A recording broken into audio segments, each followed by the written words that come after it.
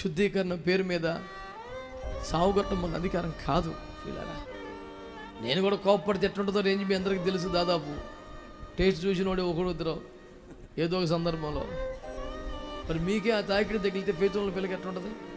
నేను లేనప్పుడు దొంగసాటికి వెళ్ళి మా పిల్లలు ఇంటర్వ్యూ చేయండి. అయ్యకు ప్రేమ తక్కువ కోపం ఎక్కువ అని పిల్లలు ఎవడన్నా ఒక్కడు మీకు ఇంటర్వ్యూలో తేలితే నేను అరవై సచ్చినట్టు లెక్క. ఛాలెంజ్ చేస్తున్నాను మీకు నేను. అడుగు 10,000 రూపాయలు చేతిలో పెట్టి కక్కించుకొని స్టింగ్ ఆపరేషన్ చేయి. Yes, it's my challenge. నా శిక్ష ఎప్పుడైనా ఒకసారి ఉంటుందో నా ప్రేమ నిరంతరం ఉంటుంది.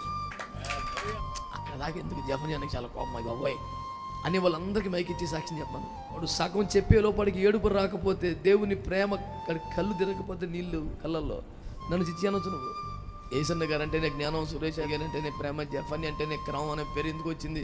చిన్న క్రమం తేడా వచ్చింది. అది కాదు తప్పది. మా పక్క అన్న వదిలే అన్న, తెలుసులే వదిలే.